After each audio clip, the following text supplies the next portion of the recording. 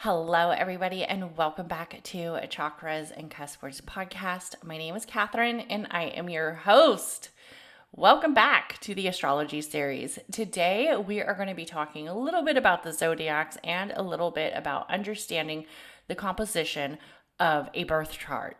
So it is definitely, I would say, one of those episodes that might feel like a learning episode, might feel like a little bit of homework tied into it, but really it's understanding the full area of the chart, what it is that you need to know about the chart, and the representation of the chart.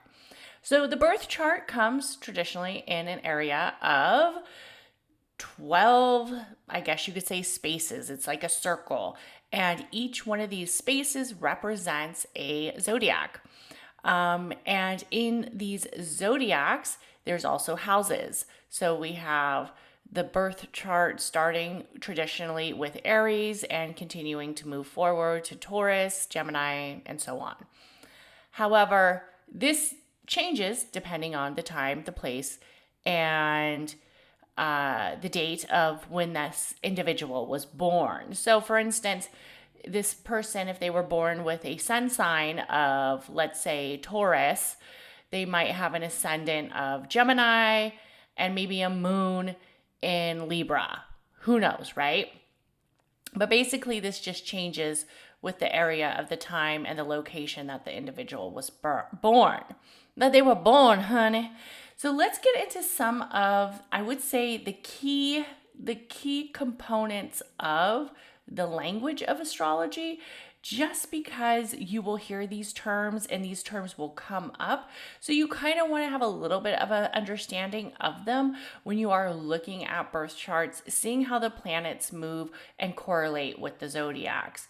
So the most general is basically the chart composition, that it is an area of a chart that shows you that this is kind of the formulation, or as some might say, the byproduct of this individual. This is kind of like their foundation, the energy that surrounds them, and it lets you interpret certain areas of relationships and certain areas of movement that could be occurring in their lifespan. We all know about the horoscope. I remember I used to grab my little mama's magazines, whatever magazine she was reading, and the first thing I would do was look at the horoscope and see what it said. There is a lot of times, I will tell you, if you know your chart quite well, look at not just your horoscope, but also your stellium, because that might be some energy that is kind of pushing you in certain directions. But originally, the horoscope is centered around the area of self and the sun sign. So the sun sign staying at that person's moment for that reflection of time. And I do have a podcast and a YouTube on printing out your own sun wheel to create your own horoscope, which you could do, because basically it changes as the sun changes, so does your horoscope change. So you can find out what areas of the energy of where your sun is, even though it is not technically your solar return or it's not your birthday, but you see how this horoscope moves around. So it's your monthly horoscope because it changes what planet might be affecting it. You definitely want to pull up a actual astrology transit reading to kind of know that area. When we hear the word natal, it's from Latin, and it's the meaning of pertaining to the birth time. So if we say this person has a natal Aries, that means they were born with let's say a natal, so for instance, we're saying, like, let's say their Chiron's in Aries. They have a natal Chiron in Aries. That's what they were born with. Therefore, in their birth chart, when certain movements or aspects move over, like let's say now they have Saturn over their natal Aries or their natal house, we'll see it. So it depends on the birth chart and also the planetary positions at birth. but we also see that it transitions over. So we also hear of natal charts, meaning the birth chart, the natal chart, and then we have the transit chart, basically what's happening here or now, or also the progression, or another way of looking at the evolving of the planets as compared to the natal planets and are interpreted as followed. Is that basically the movement of the planets are now creating this energetic alignment with this individual. The transits are current positions of planets as compared to your natal planets and are interpreted as follows. So depending on what interactions are going on, we could see that this time will occur for not just weeks, but also months or maybe days or years. We also hear a lot about the planets moving in the chart because it's important. What are the planets doing? The direct motion is direct. The planet is direct. The sun and the moon are always direct. They don't go retrograde like Neptune, Saturn, or Mercury. They stay direct 365 days out of the year, baby. And they're in a direct motion. All the other planets, retrograde. But the sun and the moon, they shouldn't be retrograde. So if anybody tells you your moon was retrograde, you go say, bitch, I want my money back. What are you talking about? The retrograde motion is basically a planet that moves in some elements slower, very, very slow, or backwards through all the zodiac signs, right? Out of the geocentric position of the movement that is seen from Earth. So, for example, we always hear about Mercury, Venus, and Mars. They tend to go retrograde. So this makes their duration in that zodiac sign that they're currently in either slower, or it makes it where they go back to another sign. For instance, we saw that with Pluto, right? Pluto was in Aquarius, went retrograde, hopped back over to Capricorn, hung out for Capricorn for a little bit, and now Pluto's going to go back to Aquarius for the next 20 something years or 20 years or something. So each planet, depending on if this planet is a fast moving planet or if this planet is a slow moving planet, it really kind of matters what's going to happen, right? So we know Pluto's a slow moving planet, so it's going to take a long time for this planet to move back over to Aquarius, right? It's not just going to be fast moving. For instance, Mars occurs every 2 years or so, and it lasts about 8 weeks, or about 6 weeks, somewhere between 8 weeks or 6 weeks. We see that it can last that long. Also, it could go into retrograde motion for about 5 months a year. So remember when Mars was in Gemini for like a very, very long time? It was in that retrograde motion for a very long time, and everybody was like, oh my gosh, when is it gonna get out of retrograde? Also, we have to remember that some planets go in retrograde frequently, like Mercury. Mercury's always in retrograde. So take your time when you are planning intentions, but we have to remember Mercury in retrograde is nothing new. It happens about 3 times a year, and it's for about 3 weeks each time it happens. There's also that energy of, decisions, plans, and communication, and really kind of being a little bit more of a planner, but it's nothing that, really we should stop our life because Mercury's in retrograde. If that's the case, Mercury's always going to be in retrograde. It's the best to quietly observe and remain calm during those periods. Also do a lot of more self-care when we have certain planets in retrograde, especially depending where it is transitioning over in your chart. So then try to think of areas that you can move forward when Mercury or Venus or Saturn is out of retrograde, especially if you've been feeling like that energy of shadow has really been hitting you forward, and you kind of see that movement. So the retrograde shadow, a lot of times we hear shadow state, we're in the shadow state. The degrees that are centered around the planet's retrograde going backwards through the zodiacs usually only occur as the areas of 12 to 15 degrees in cases of inner planets such as Mercury, or even if there's Mercury retrograde periods that require longer times, then we will see that the degrees might go a little bit longer. So for example, let's say on March 19th, 2025, Mercury went retrograde for 14 plus degrees of Aries.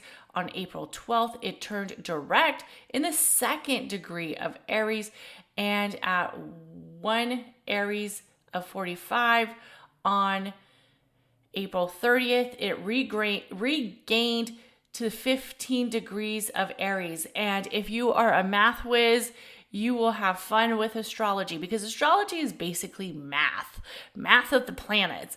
I'm not a math whiz, so thank goodness for all these apps that let me know what the fuck these stars are doing. So we also hear stationed direct. So basically, after the retrograde occurs, the planet reaches its direct station, moving back to the degree that it was at before it went retrograde. And that occurs, and everybody's like, we're direct. Mercury's direct. Well, I knew I would survive this. It's crazy town out there when we start talking about Mercury going direct, right? Everybody's like, I'm going to plan all the things without even thinking about it anymore. We also have stationed retrograde. A planet that reaches its retrograde station is when it begins to move backwards in the sky. So this is when it's really moving backwards. The moment when it happens is a time when the planet's energy is operating particularly powerful. So then we would see the Pluto heading back over to Cap. I won't be with Capricorn just a couple more days of the week. And then we see that energy kind of move forward where its orbit or its aspect is making a conjunction or something that's particularly strong, and then everybody wants to talk about it. The retrograde stations of outer planets usually occur in Saturn, Uranus, Neptune, Pluto are especially powerful. So when we have those planets, Saturn, Uranus, Neptune, and Pluto, hold on to your panties, ladies, because it's going to get crazy. Also, we have to remember the elements of the modes. We'll get into this a little bit more, but we have fire, we have earth, we have air, we have water, and that is in some areas the energy of really the elements of the universe. But also we have cardinal, fixed, and mutable, which is something that we'll dive into, but I'm just going to give you a little bit of a synapse, a little bit of a breakdown of the cardinal. Cardinal signs are outgoing, creative, passionate, and they are considered self-starters. They make their power known, and the cardinal signs are the Aries, the Cancer, and the Capricorn. We also have the fixed. Fixed signs take that energy of being outward. They're also like a little bit of receptive, like they like their routines, and they are seen as kind of like stubborn, and also sometimes they could feel a little bit like they're difficult to be around or difficult to work with. They tend to sway their actions into areas of intent, and fixed signs are seen as Taurus, Leo, Scorpio, and Aquarius. Okay, we have the mutable signs. The mutable signs are names that implies of, I guess you could say, a little bit more flexible. They're a little bit more flexible. They're a little bit, I guess, a little bit more light going and easy-hearted than those damn cardinal and fixed signs. But these people sometimes have some energy around them and kind of sticks out a little bit, if you know what I mean, and we'll get into that later.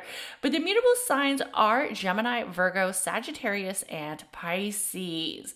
So for the most part, the thing that really stands out is the houses. We're going to do a full breakdown of the houses, so I'm not going to get into that because that's going to be its its own episode.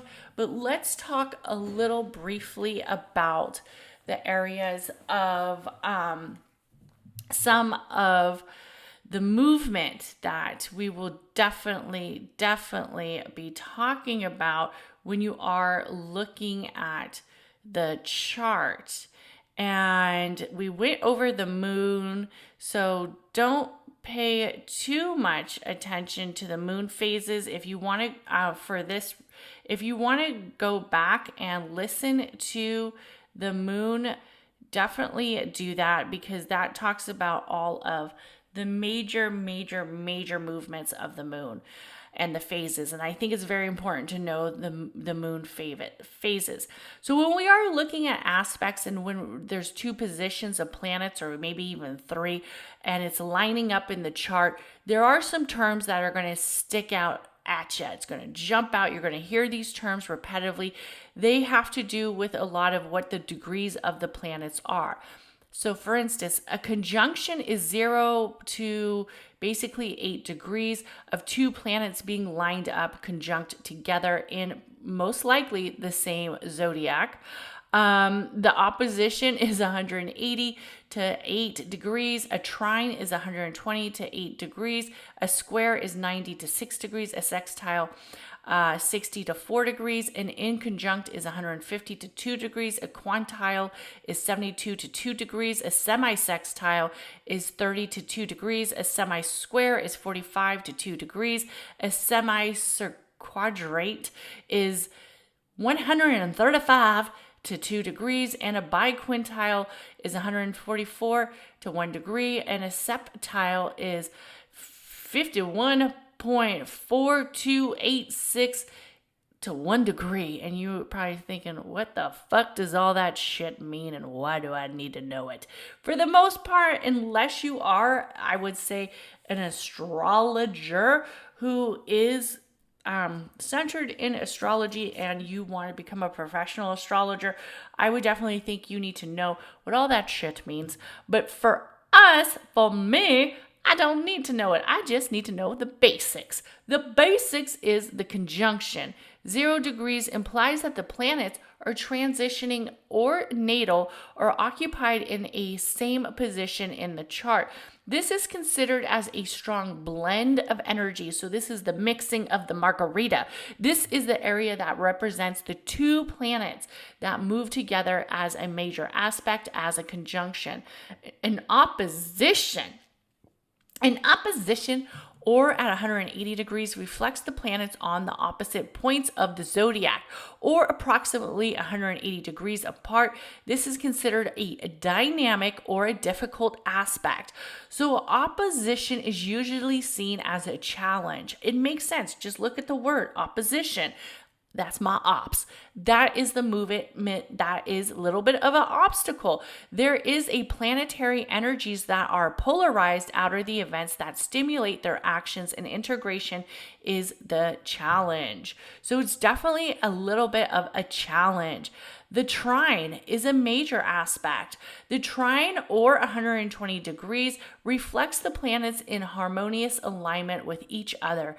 This is considered flowing or relatively easy to handle, so a trine is seen as a beautiful aspect. We also have to remember that when we have a trine, we want to be thinking about rituals, because what is astrology? Astrology is number of the planets. What is numerology? The study of numbers, which is 3 represent the energy of rituals and manifesting. So this is considered flowing. It's also considered relatively easy to create in the area of 3, and the planetary energies flow quite smoothly and is often seen as a win-win. Win-win.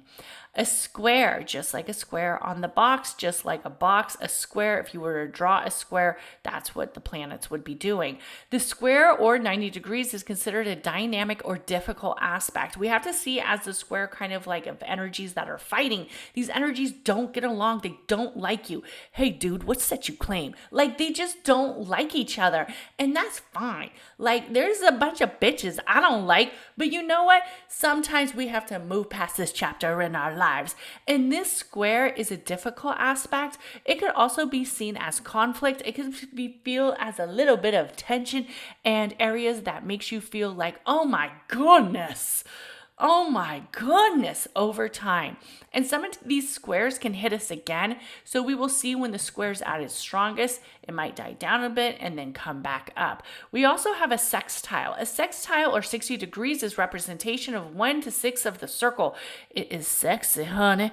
And it's a flowing alignment that brings energies of togetherness and also new possibilities. It's also seen as times that you might make connections. So when you see a sextile, you're often thinking about, let's talk about sex. No, just joking. But let's talk about good times. Let's talk about movement of connections with certain energies and other flows. We have to remember that we release energy and we also receive energy. So the sextile energy is energies that we like to receive. In the areas of in conjunct, which is a minor aspect, these are ones that aren't going to be like too in your face. The other ones, the major aspects, are the conjunction, the opposition, the trine, the square, the sextile, and the rest are little baby movements. So the inconjunct minor aspect is basically an inconjunct of 150 degrees, which is also called a quinoquarks, represents an uneasy relationship. It also kind of resembles that area where it doesn't go so smooth, but hey, you worked it out, right? And it must kind of have that area of energy that feels a little bit like a hustle, or maybe a little bit of like an area that doesn't move in your way, but you're able to figure it out. The quintile, or is a minor aspect of 72 degrees, and this is basically the fifth of the circle. And we have to remember that fifth is like centered around change and also the mystical and esoteric movement of energies that are linked to spiritual dimensions and also areas that seem a little bit more subtle and also spiritual. So maybe great change when we see something happening with that. Then we have the semi-sextile, which is a minor aspect. It has a lot of energy around 30 degrees. It's considered a little bit of an uneasy alignment, not as powerful as the full sextile, but definitely the areas of representation of each other and the energy of effort and allowing for new information to come further. The semi-square, so not as abrupt as the full square, as the major square, it is a semi-square, meaning that 45 degrees is a minor dynamic of the alignment, and the planetary energies kind of have this tension and subtension. It's kind of like you just don't like that girl who just doesn't like your bestie. It's like, if my bestie hates you, there's a high chance I hate you too. Kind of like that. Then we also have the subsequenturate, or 135 degrees is a minor dynamic alignment, and the planetary energies conflict in determined and subtle tension, and control is required.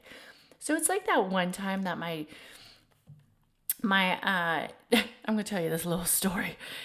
So me and my dad were at the Rolling Stone concert, and my sister, right? And we're having fun.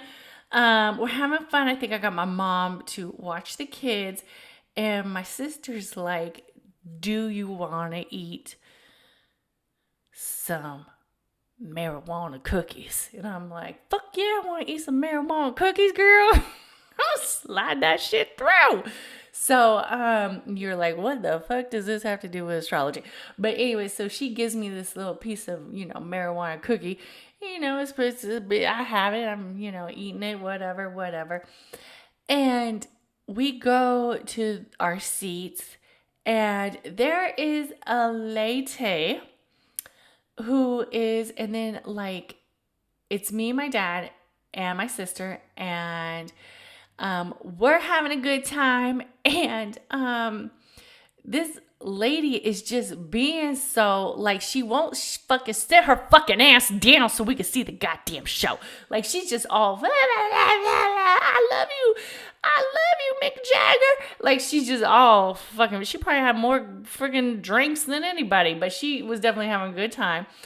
And it's like, and I remember my dad was like, what he say? Like, he said, like, bitch, behave, or behave, bitch. Like, he said something, but he didn't say it to her, but he said it to us, like, basically, and we were like, hee, hee, hee, hee, hee, ha, ha, ha, Dad, you're so funny.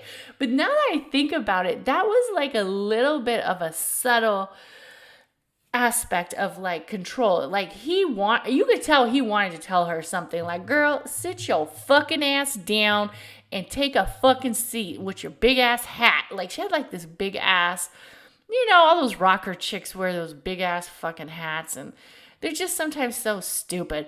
And my dad was so polite, but I think he kind of told her, like, excuse me, we can't see, can you kind of like take your hat down, or can you kind of like move out of the way, or blah, blah, blah. But you could tell there was a part of him that wanted to be like, bitch, behave. Or behave, bitch. It was one, but I remember for the longest time, me and my sister were saying that all the fucking time. Bitch, behave. Bitch, behave. No, bitch, you behave. And he had that control in him where he knew, okay, first of all, if he was to say that to some woman, she probably was drunk, and she would probably be like, fuck you. And then who knows what it would have turned into, right? So he used that self-control. Yeah, she ruined some moments of his concert because he's a big, huge Rolling Stones fan.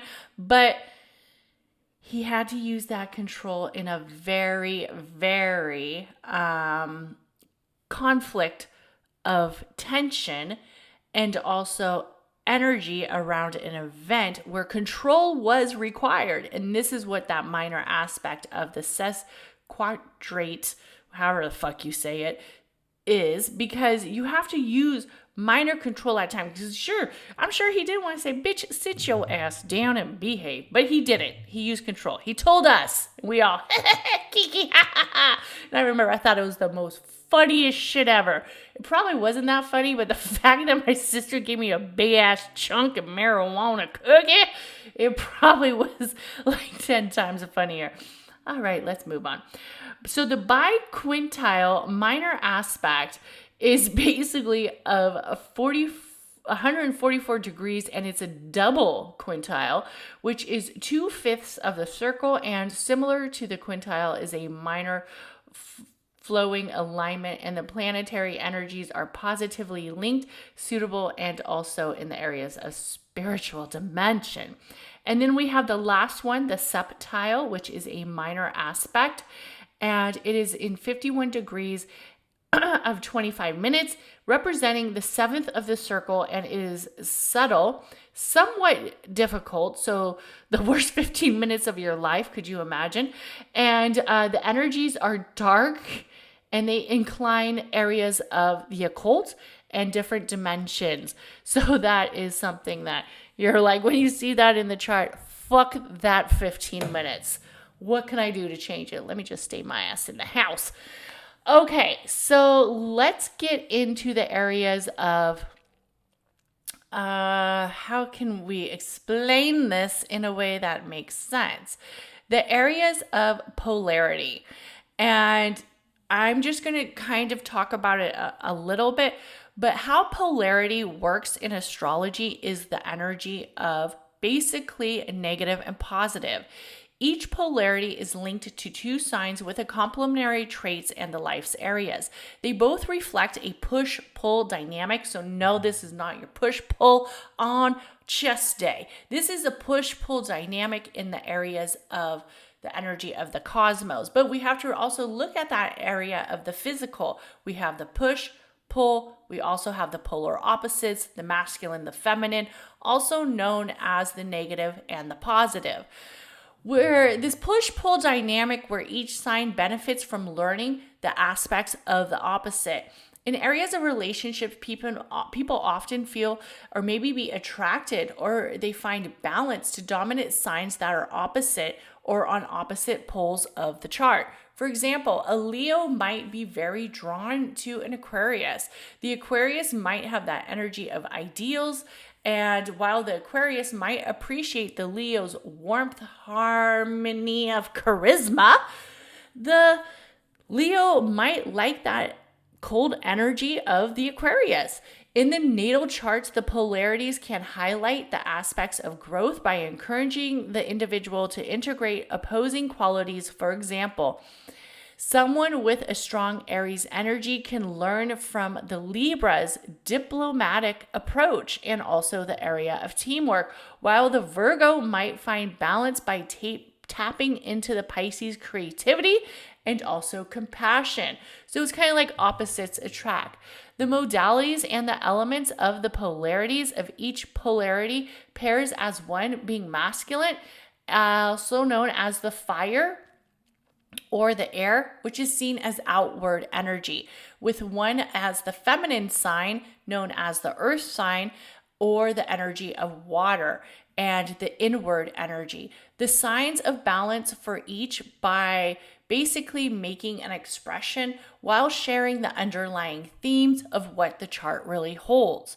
The polarities in astrology definitely illustrate the seamlessly area of oppositions and opposites attracting, and also that energetic cycle. I really like how The Secret of Language breaks down in one of their charts the signs. So we see the area of up and down. We have the positive associations and we also have the negative signs associations. So first, let's look at the positive. The signs that we are talking to about are basically the Aries, the Gemini, the Leo, the Libra, and the Sagittarius, and the Aquarius. So these are the positives. As some would say, this is the plug. This is the match that lights the fire, the ignition that starts the engine, the car, the plane, the ship that cuts through the air or the water. This is the movement. Their energy is around action, dancing, thinking, creating, embracing, celebrating, and exhalating. They're centered around challenges, fighting, pushing. So they are like the push and the pull, right? They're pushing outward. They're pushing in an area that creates that energy of space, and also they take up space. And their attitudes is that basically they intentionally know that they have some type of brightness to them. They temporarily know that they have a big solar energy. It could be the solar plex, right? You have to remember when your sun sign, the solar plex energy is a representation of the sun. The sun sign, when the sun sign is masculine, you feel that masculinity. When it's positive, you will feel it. It's very much of a creative endeavor, like they're here to create. They know there's going to be barriers or reactions, but they don't stop at the seas. They are considered, and they consider themselves very unstoppable, and they are seen as action. They are seen as the movement. Let's look at the negative associations of the signs. So for the negative, that is seen as the dark, maybe, you could say a little bit more shadowy in some ways, right? We have the yin and the yang, where it's the representation of the yin being, is it the yin? Being the positive and the yang being the negative. So we have the areas of the white and the black. There's no really like areas of gray in this energy of polarities. So this would be almost like the dark.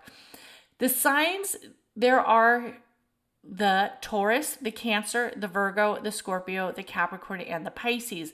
The objects are basically the one taking in the plug, the socket, the steel nut, the energy of the engine sparked by the ignition, and the space in that air and the water. So they are more seen as the space, right? While the masculine take up the energy or take up the space, they are the space. It's a different dynamic, right? So they are the energy creating the tension that's surrounding that push-pull effect.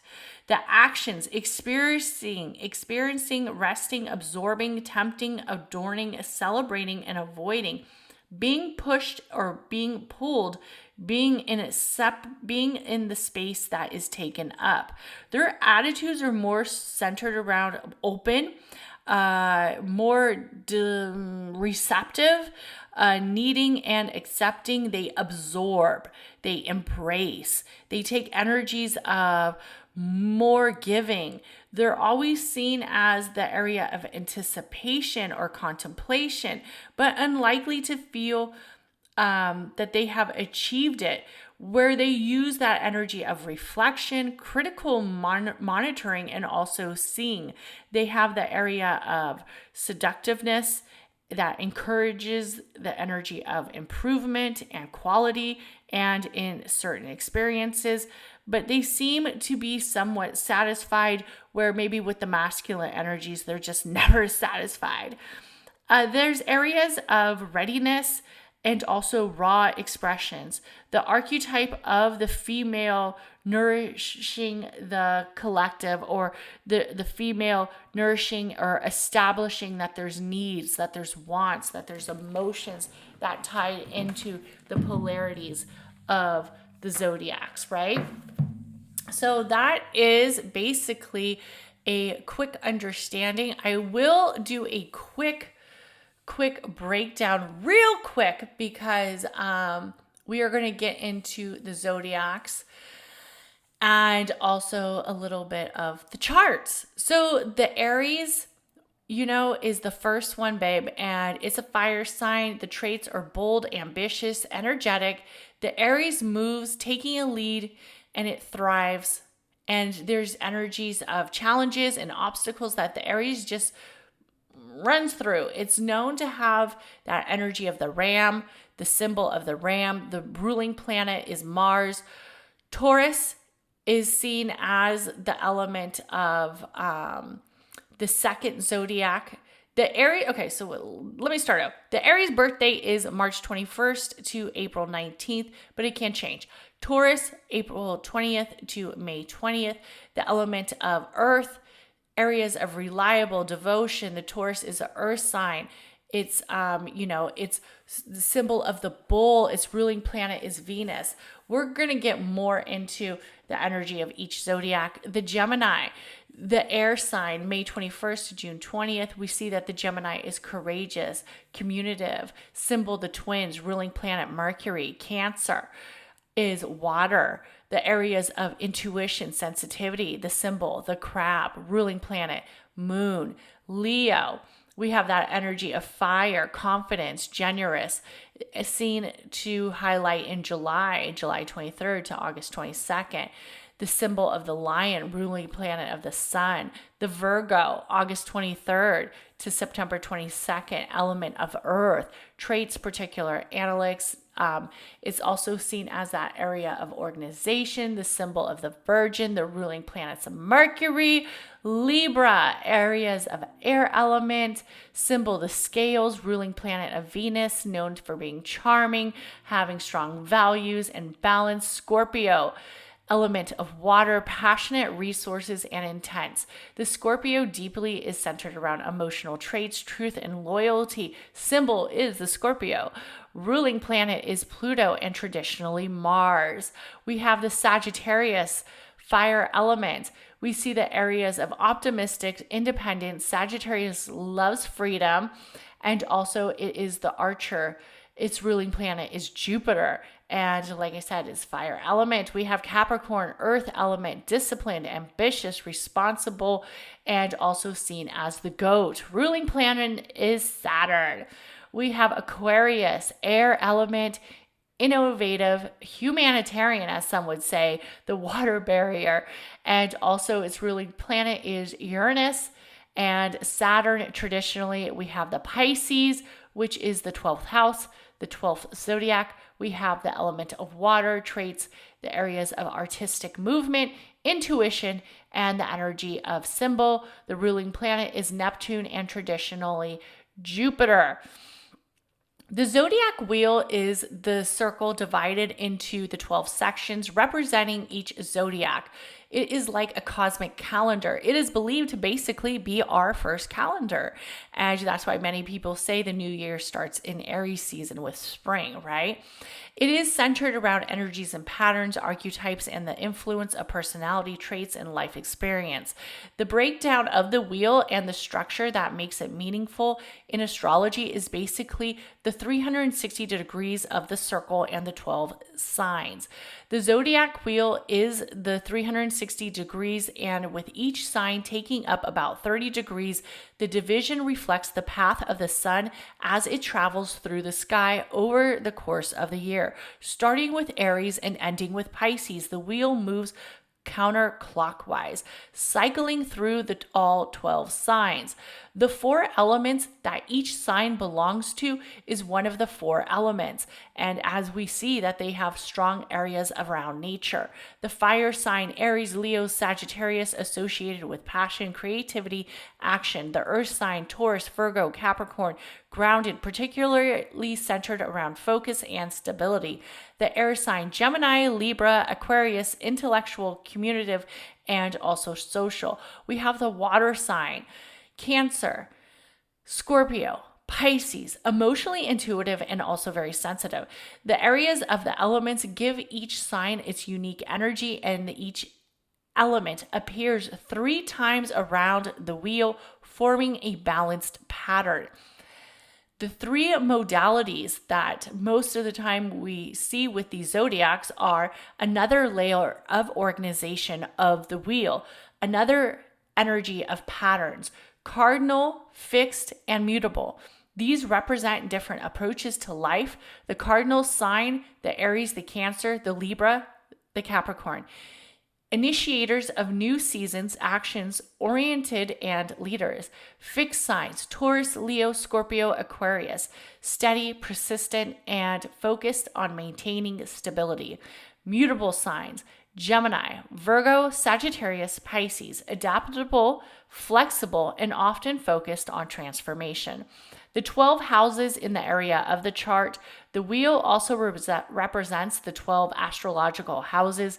Each house rules different areas of life, such as relationships, careers, personal values. For instance, the first house represents the self-identity. The 7th house focuses on partnerships. The 10th house on career and public life. When you are reading your chart, or when somebody's reading your chart, they look at how the planets and the position within each house of the sign provides insight for different aspects of the person's life. Also something about the person, especially when the energy unfolds on the natal side. Each zodiac sign is ruled by a specific planet, which enhances the certain traits within the sign. For example, Aries is ruled by Mars, the planet of action and drive, while the Pisces is ruled by Neptune, linked to dreams of spirituality. The planet's location on the wheel combined with the sign's houses, creating a personalized snapshot, or as one might say, almost like their own little biological I guess you could say, blueprint of a person's potential influence of birth of the natal chart. The other thing that I want everybody to pay attention to, that I don't feel that a lot of astrologers really talk about, and that's why I consider myself much more of an alchemist, is the seasonal cycle. The seasonal cycle of the zodiac wheel is also following the area of changing seasons. Of course, it changes depending on what hemisphere you are on. The cycle begins with Aries as the spring equinox in tropical astrology and moves through each season, concluding with the Pisces as the end of winter. The progression marks phases of growth, reset, renewal, and symbolizing life's journey from the birth through the development of the contemplation and completion of the cycles. The synastry and the transits on the wheel can also be used in comparing charts. That's why we did synastry charts when I read the US election. How did the candidates meet up with the US? How did people see them? Also understanding the transits. So the transit of November 5th, what's going to happen to these people when they go for election?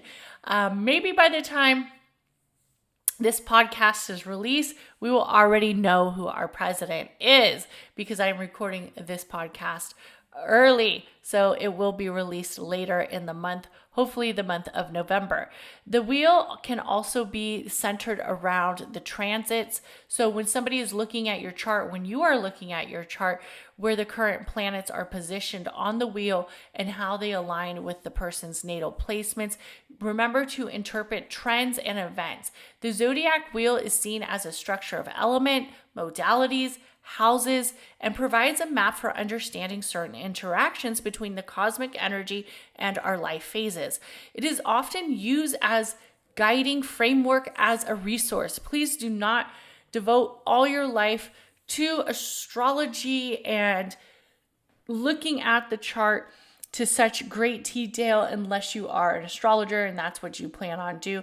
But remember to take it as an area of a resource in areas life's challenges, or maybe even when you are planning certain events. Like if you are starting a career, you're going to want to use a date that resembles your chart. Also, maybe a date that has meaningfulness in your chart. Also, a date that has meaningfulness to you.